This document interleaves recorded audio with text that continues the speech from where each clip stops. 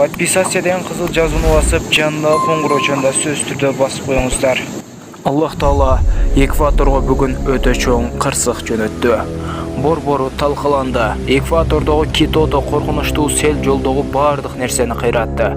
Экватордун борбору Кито узакка созулган жамгырдан кийин башталган кыйраткыч суу ташкындарынан жапа чекти. Күчтүү агымдар жолунда бардык нерсени талкалап, башаламандык жана кыйроолорду жаратты.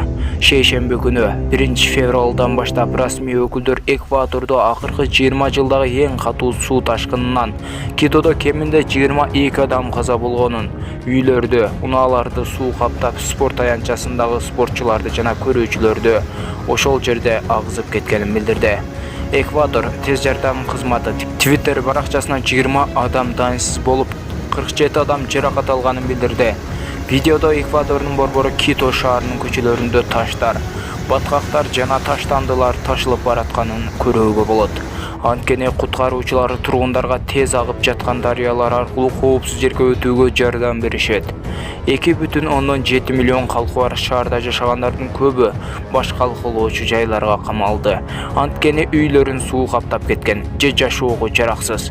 Китодо 17 саат катары менен жааган жамгыр суу каптап, жолдорду, айыл чарба жерлерин, ооруканаларды, мектептерди, полиция бекетин жана электр подстанциясын зыянга учуратты. Кито шаарынын мэри Сантьяго Вальдерастын айтымында, бороон 4500 куб метр сыйымдуулукка ээ болгон. Дренаждык жайды басып калган, бирок ал 4 жолудан ашык ашып кеткен. Мынчалык көп суудан дренаждык түзүлүш туруштук бере албай жарылып, миңдеген куб метр ылдам жана кыйраткыч агымдыларды шаардын көчөлөрүнө аргасыз кое берген. Муниципалитет тарабынан оор техникалар тартылып, жолдорду тазалап, иштен чыккан суу тутумун оңдоого киришти. Мауро Пиннас аттуу тургун шаарга негизинен түндүк батышта жайгашкан Улай дарыяларды куюп, суу топтоо түзүмү жарылып жатканда жардырууну укканын айтты.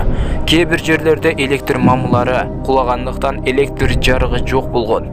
Полиция жана өрт өчүрүү кызматтарынын издөө куткаруу иштерине жардам берүү үчүн ондогон жоокерлер тартылган. Суу каптоо өлкөнүн борборунун үстүнөн көтөрүлгөн. Пиченча жанар тоосун боорлорунда башталды. Эквадордун борбору үчүн жаан-чачындын мындай көлөмү рекордтук көрсөткүч болуп чыкты. Бул 2003 жылдан бери бизде жок рекордтук көрсөткүч, деди Китонун мэри Сантьяго Гуардиерас. Улуттук тобокелдиктерди башкаруу кызматынын маалыматы боюнча 31 январдан жекшемби күнү Эквадордун 24 провинциясынын 22-синде октябрь айынан бери нөшөөрлөгөн жамгыр жаап, кеминде 18 адам каза болуп, 24 адам жаракат алды. Окумуштуулардын айтымында климаттын өзгөрүшү дүйнөдө нөшөөрлөгөн жамгырдын коркунучун көбөйтөт. Анткени жылуу атмосферада суу көбүрөөк болот. Климаттын өзгөрүүсү башталды. Дүйнөдө катаклизмдер тез болуп калды. Дүйнөдө болуп жаткан окуяларга чогуу көз салуу үчүн биздин каналга жазылып, подписациядан кызыл жазууну басып, жандагы коңгуроочунда сөз түрдө басып коюңуздар. Ал эми видеонун ылдыйындагы колду сөз түрдө басып, жана бизди күзөтүп туруңуздар. Биздин видеороликти көргөнүңүздөр үчүн сиздерге терең ыраазычылык билдиребиз.